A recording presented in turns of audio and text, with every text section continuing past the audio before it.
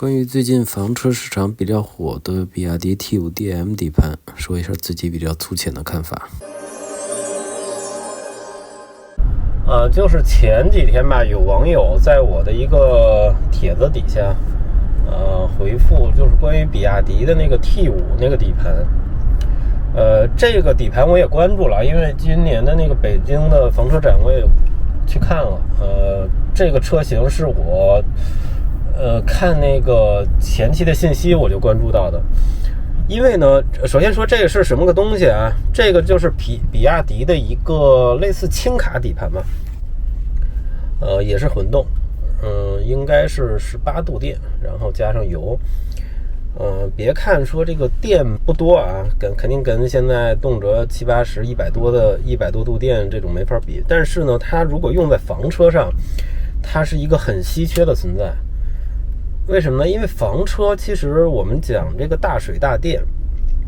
比较关键的大水好说，就是一个大的水箱就好嘛，你100升、200升、300升都可以。而且它就是一个硬塑料，这个东西没有什么太多的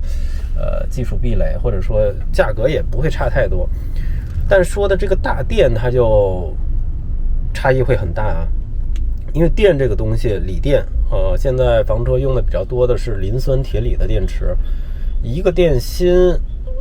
比如说10度电，基本上得1万多块钱。小几度的，那加上它相应的集成的设备也得个几千，对吧？我说的全是一个质量比较好的，不是说那种 B 类的或者其他的回收的。但是你像对于这个生活需求用电量比较大的房车，其实10度也根本不算大，20度、30度也都有。那这块的成本其实是很高的。那如果说一个混电的底盘能把这个电用在房车上，那天然就节省了很多成本。所以这也是为什么比亚迪的那个底盘裸车价应该是10几万吧，13、14万啊，大概这么一个量级啊。所以它改完房车以后，现在往外叫的基本上也是30万以内，这个价格就很有优势啊。因为它相当于是直接一个货车后面带一个货箱，然后货箱里面就是像我现在其实改皮卡的贝托房箱一样，自由定制化就会比较灵活了。这个就是这底盘比较好的点，也是为什么现在有一些人，有好几位网友其实都问我相同的问题，就是关注到这个底盘。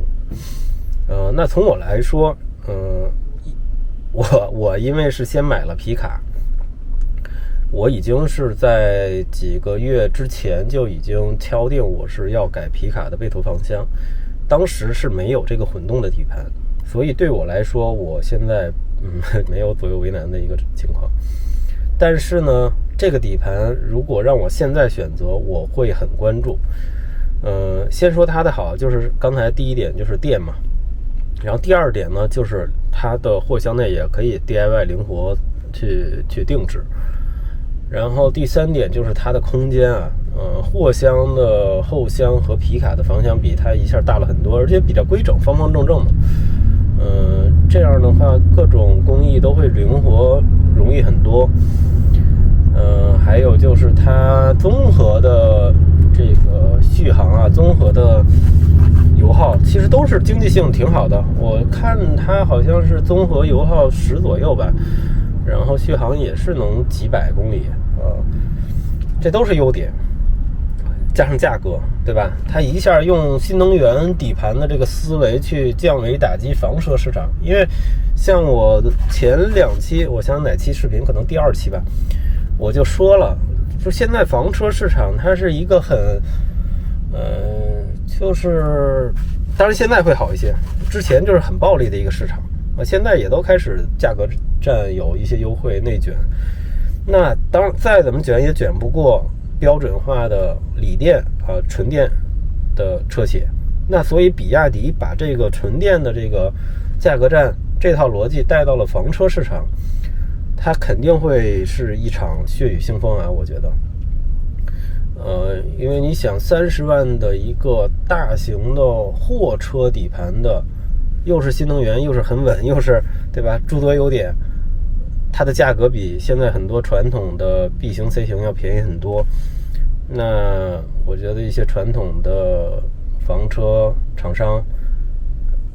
应该要有一点焦虑了啊，要提前去做一些转型，我觉得，或者说一些防范的措施吧。当然现在也不能说是提前了，现在这事儿是已经发生了，但怎么去做一些调整，就是但说不好的点吧，那个不好的点，首先它是一个货车底盘，它和皮卡还不一样。比如说现在我这个皮卡，我实际上皮卡在很多城市，绝大多数城市都已经解禁了，进出市区完全无所谓。但是你轻货车的底盘，这就完全另外一个性质了。很多或者绝大多数地方，应该货车进城还是有时间限制的，早晚高峰或者说只能夜间，对吧？这种要求。那这样的话，这个底盘它对于这种有进城需求的房车用户来说，它就是挺大的一个劣势。这点我是基于说这是一个货车底盘，如果说未来能把它做成一个房车公告那肯定就是另外一个逻辑，这个问题就不存在了。但是至少现阶段，我觉得这是一个缺点。当然，买房车或者搞房车，需求都是我要去野、去户外、去玩嘛。但是这个过程中，再怎么着，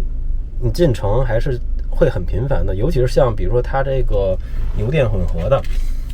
我天然要充电嘛，充电我不能老是这么慢充，对吧？220伏市电充电，那这么充的话，一下充半天一天的，你也别玩，你肯定还是找380伏直流快充去充。这样的话，我觉得城市是避不开的。那这块要去做一些取舍。然后第二点我想到的就是对于一些去这个荒野的路线，这种底盘和这种混动的车型，可能它的优势就荡然无存了。因为它的优势就是在于油电混合，电说实话也不大，油呢肯定相比同等尺寸的轻卡来说它是少的，而且它也不像这种重卡越野的底盘那么适应性好。因为有电的话，它底盘重心天然是低的，然后对于一些颠簸呀、水淹，对吧？水淹你电池你不能进水嘛，这样来说它去一些特别野的路线是基本够呛啊。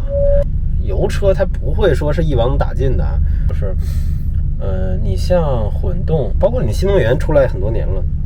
对吧？油车传统的化石燃料它该存在还是存在，汽油车已经这么普及了，但是柴油车该有还有。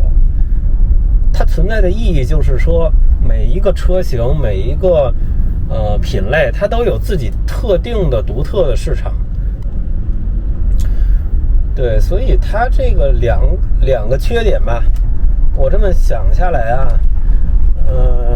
一框定它比较适合什么呀？比较适合，我是喜欢在高速国道上行驶，然后去一些主流的城市啊、乡村啊这种围绕公路干线网络去做的房车自驾这种会很好，它的经济性也会便宜很多，它的电也没有焦虑了，它在这个场景上现有的房车是打不过这个底盘的。但是对于一些这个无限风光在险峰一些小众路线充电网络没有适配那么